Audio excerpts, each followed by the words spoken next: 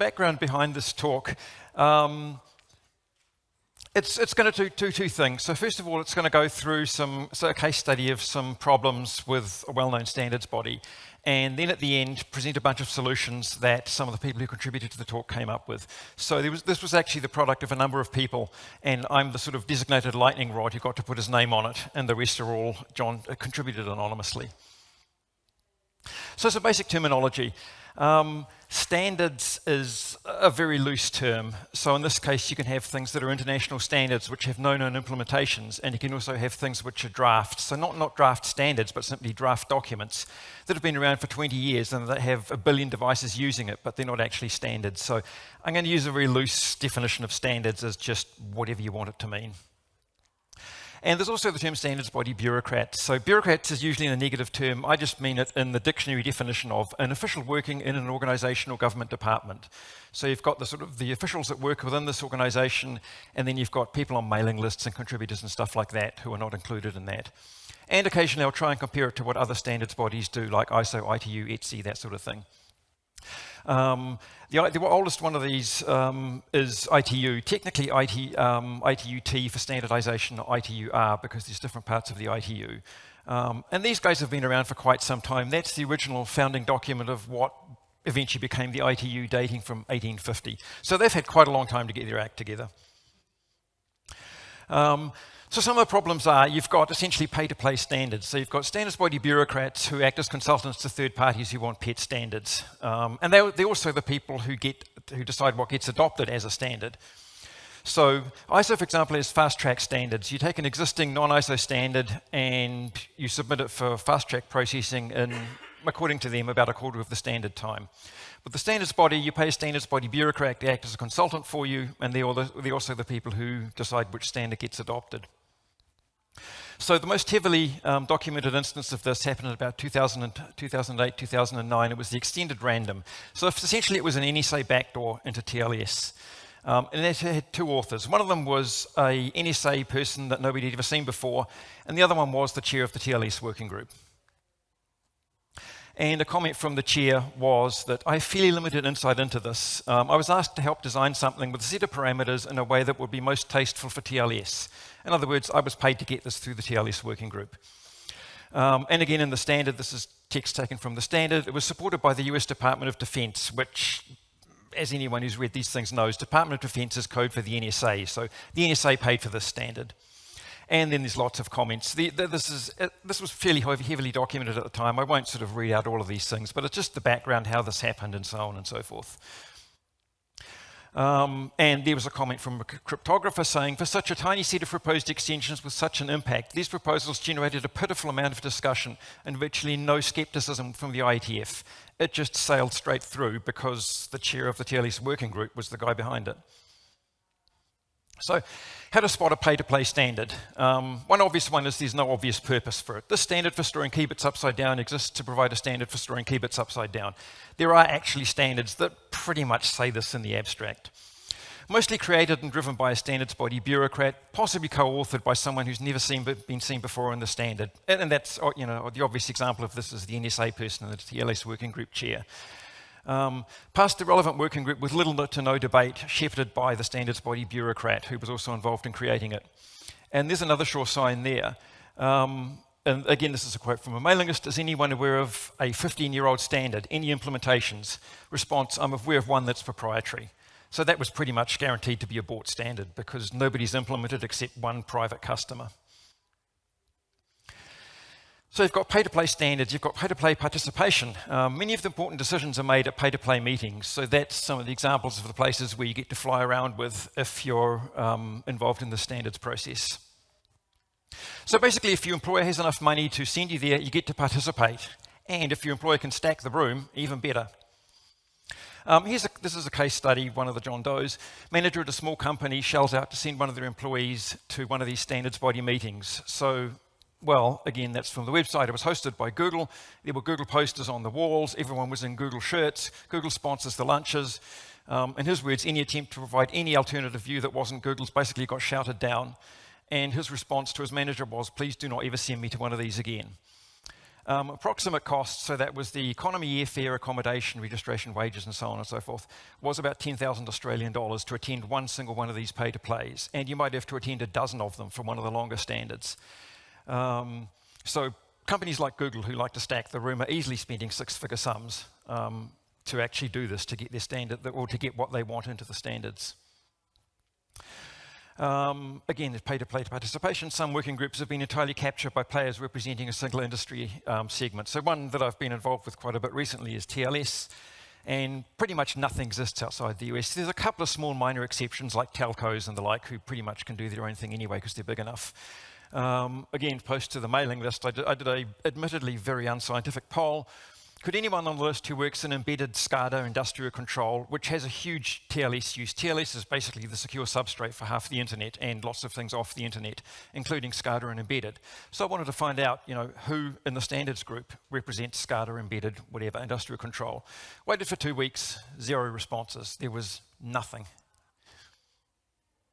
And pretty much all of the participants have left the group. I mean, I know some of the SCADA folks, and they're in read-only mode, but they never bother contributing anymore.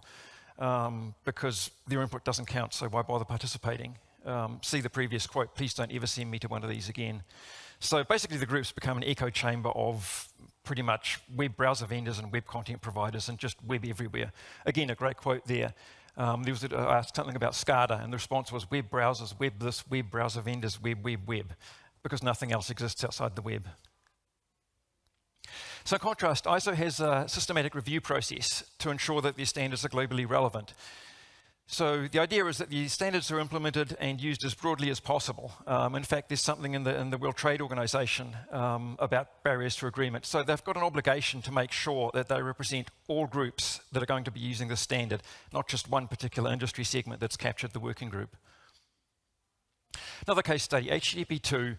And again, HTTP1 is the universal sort of substrate for the internet because everyone opens port 80, so everything gets tunneled through it.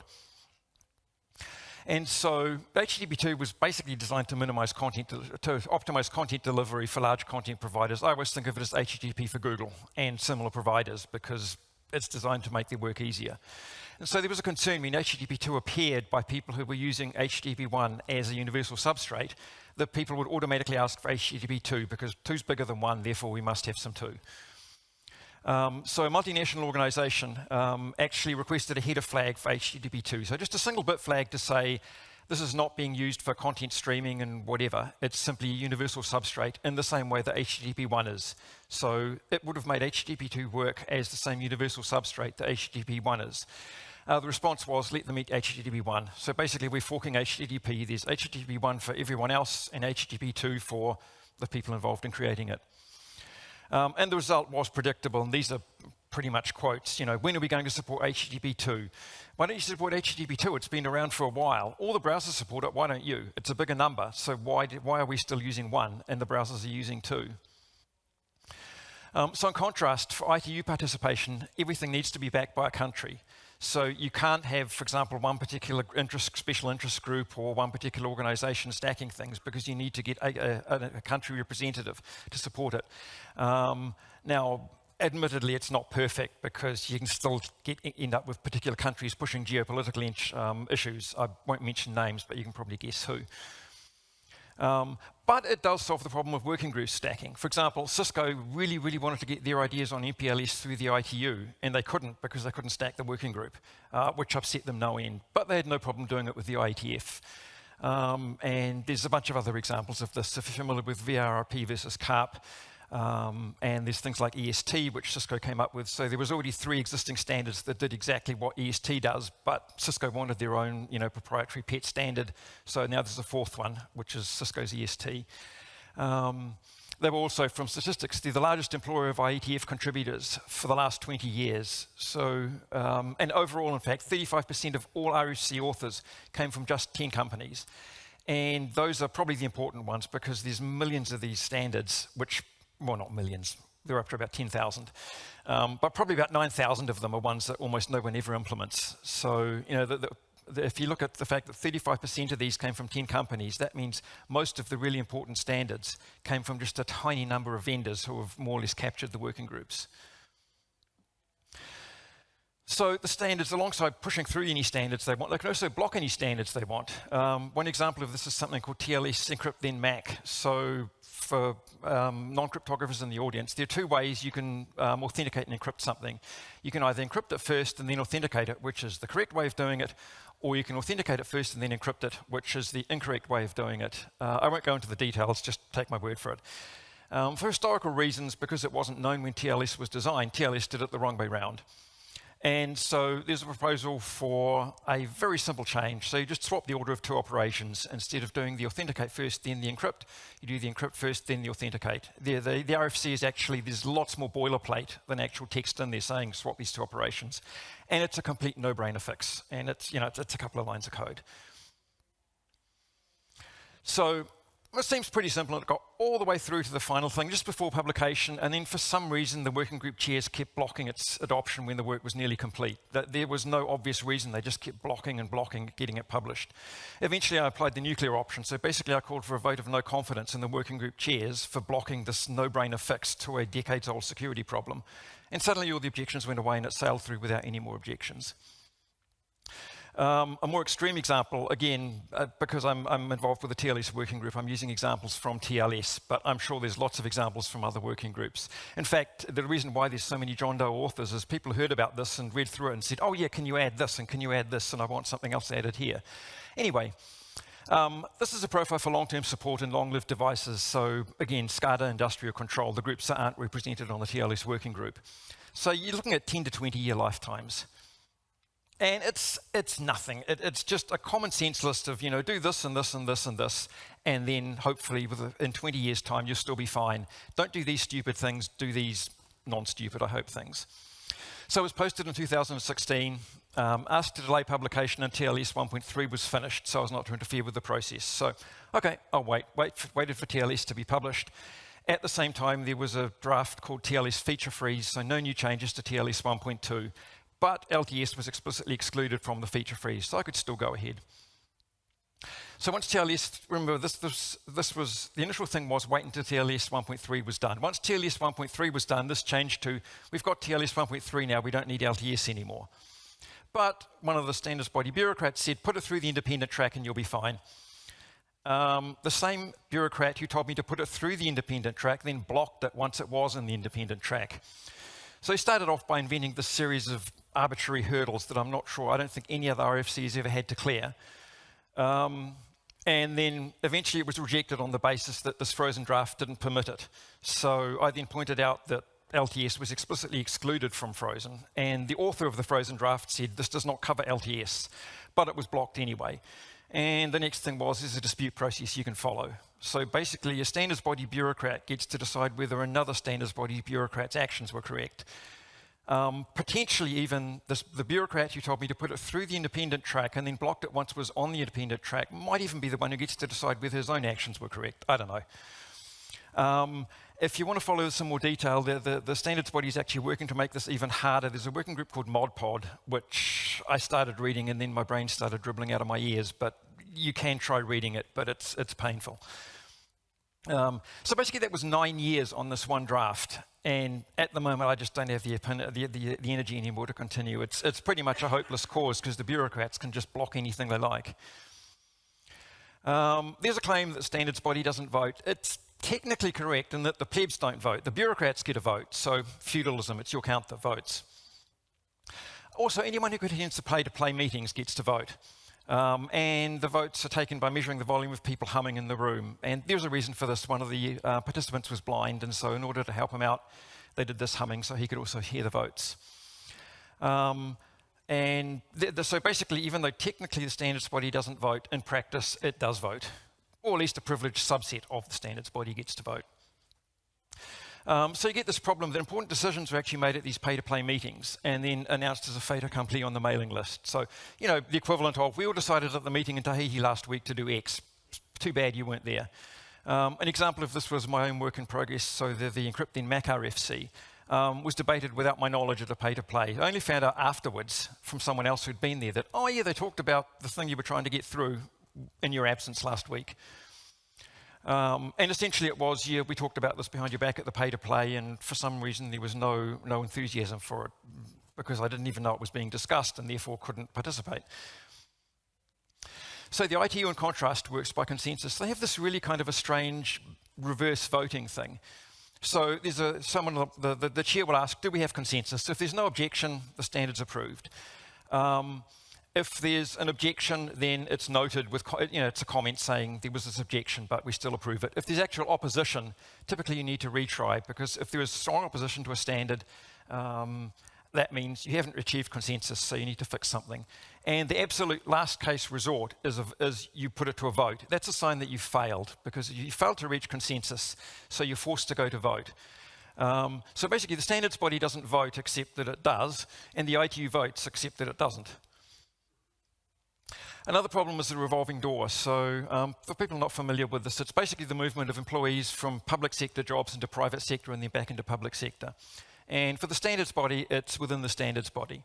So basically, the bureaucrats serve 2-year terms, and at the end of the 2-year terms, they move sideways or upwards into a new position. Even if they put any say backdoors or try and put any say backdoors into something, they still get given another job. So there's one very practical use for these term limits. This is the PKR protocol, again, standard that I was involved, or at least draft I was involved in. And it's very old. It used triple Ds and SHA-1 and a bunch of other old stuff. But the use of SHA-1 for the signed message, again, this was authenticate then encrypt because it was done the wrong way round, but the use of SHA-1 was encrypted inside an AES envelope. So yes, the hash function isn't that secure anymore, but you'd have to break AES to even get at the hash function to break it. And again, it was in the final stages before publication, and then one of the bureaucrats suddenly started objecting to the use of SHA-1, even though it's encrypted with AES, so you can't actually even see the SHA-1 hash, let alone attack it. And after many messages back and forth that got nowhere, I looked up his remaining term of office, which was about a year. So I waited 1 year, and then they put in another replaceable standards bureaucrat in his place, and it passed without any comment. So waiting out a standards bureaucrat's term of office is actually very feasible. I mean, you shouldn't need to do this, but it's a very effective strategy. And since the decisions are more or less arbitrary, the current one can decide this, the next one can decide the opposite.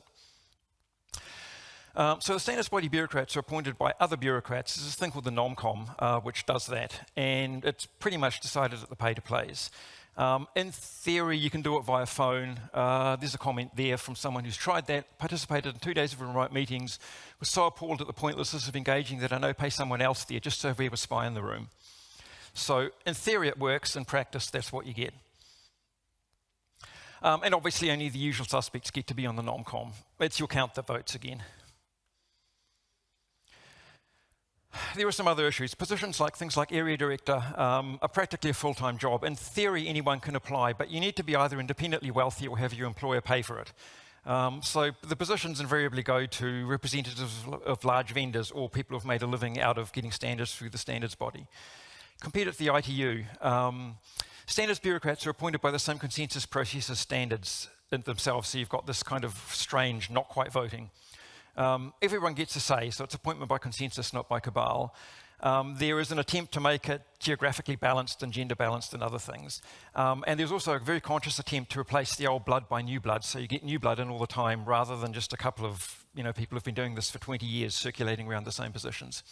And there's an outreach to industry to try and get industry participation rather than, again, just the insiders doing everything. So I am almost running out of time. I'll skip these bits because they're just more case studies and examples. If you really want to know the details, you can read the slides, and I'll get through to the proposed solutions. Pity, because there's some really silly stuff in here. So some examples, and this is a collaborative thing from the various John Does. One of them suggested burn it down and start again, which I think possibly might be overkill. But the single biggest problem is basically the pay-to-play nature of the standards body. It's essentially a well-paid standards manufacturer. There's just under 10,000 of them so far. So as long as there's money to be made from creating them, the flow of standards will never stop. So one thing that several people suggest is discontinue the pay-to-play meetings. So everything is done on the mailing lists where everyone can participate. Or alternatively, again, from one of the John Does, all pay-to-plays are online so everyone can participate. So basically this removes the current problem that access to large amounts of funding, or in some countries visas, is no longer a proxy for whether you can participate in these things or not. It still means you have to be up at 2 a.m. to participate, but it's less bad. The ITU has always had remote participation, and what they do is they round robin it across different time zones, so everyone at some point gets a chance to be up at 2 in the morning, and also not to be up at 2 in the morning. The second biggest problem is the essentially unelected SB bureaucrats, because a bureaucrat can arbitrarily block or push through anything they feel like. So again, a suggestion, SB bureaucrats creating paid standards have to disclose who paid them for it and how much. It didn't really help with the back door, because that basically says the NSA paid for the standard, and yet it still went through. Another John Doe suggestion, being shown to be dishonest or failing to do your job properly is an ethics investigation followed by a ban, including the organisation backing you. I think this would be very difficult to enforce, but it's a suggestion. 1 vote per organisation, so you can't stack the room anymore. It can still be manipulated, but it's at least better than the current situation. There should be a reason why a vote's accepted, so if you can't show active participation, you don't get a vote. And again, that's the problem with some stranger who's never been on the committee before suddenly turns up and then pushes a standard through. Post-mortem reviews, if there's been a huge amount of effort put into a standard and no one's using it, then something's gone seriously wrong. So determine why and fix the process. Again, the ISO standards have this built in. They've got 5-year systematic reviews where if you find that no one's using the standard, then it gets withdrawn. And that's the end note. It's an ongoing work, and this sort of grew over time, which is why I ran out of time, because it was originally a shorter talk and it became a much longer talk as various people suggested things. So if people have got more feedback, come and see me afterwards. I would love to get more suggestions for problems and, again, other issues that people have noticed that might be an issue. More of a comment rather than a question. So I don't think any is a big word. Most of the things you proposed as how do we fix this, I don't think they are as much as a solution as you presented. Like, oh yeah, absolutely. True. Mailing list, everyone can participate, but reality shows in those same standardization bodies that you mentioned that mailing lists tend to be exclusive in the sense that younger people or less motivated people do not tend to participate, and that the people that are very active on those mailing lists are often turning on flame wars that end up just prolonging the discussion and not reaching any conclusion. And you mentioned ISO as this process to verify it after the fact that the things are actually relevant. That's also kind of a automatic true thing, because basically once it's an ISO standard, most countries anyway will receive it and rubber stamp it and resell the same standard, and in a way that metric is also skewed. So I don't have a solution, but I still have to see one standardization body that actually doesn't have a combination of the problems you presented. Yeah, that's definitely the case. This is a starting point, not a solution, which is why I would like to get more input. Some of these, some of the points I made of possible solutions from different John Does, I don't necessarily agree with them. I just listed all the suggestions I got. I really wish there was a simple solution. I unfortunately do not know of one. Hi. We have one more question. Yeah. Yeah. Thanks, Peter. I think it's great that people are being as skeptical and mostly accurate, but sometimes significantly inaccurate, I think, actually. But I think it's a good idea to kind of progress these kind of ideas and be a little bit more radical and consider having fewer face-to-face meetings. That is something being discussed by the IETF. We should probably name them. I did have a question, though. In this space of TLS and HTTP and so on, what useful things have ITU and ISO done in the last 20 years?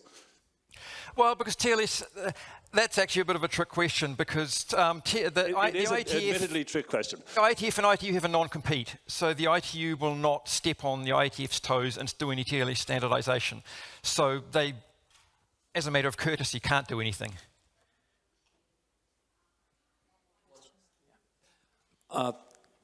Quick one. So in the past, we've seen competing protocols, and winner wins and loser dies out. Would you expect similar thing happening to standard bodies if there is a more efficient organization building better protocols with sharper consensus, maybe that's the future. Maybe we shouldn't fix current thing, but get evolution and competition to help us out eventually. I don't think, well, one of the things is, you know, the central non-compete that I mentioned, you know, TLS, sorry, the ITF, the anonymous standards body, sorry, sets the TLS standards, and, you know, other standards bodies are not going to jump into their turf. And the same thing with, you know, with PKICs, with the certificates, and a whole bunch of other stuff, that there is this sort of gentleman's agreement not to mess in other people's territory. So I don't know if there is much competition. Great. Thank you so much, Peter, and thank you for your questions. You can have one big applause for Peter, please.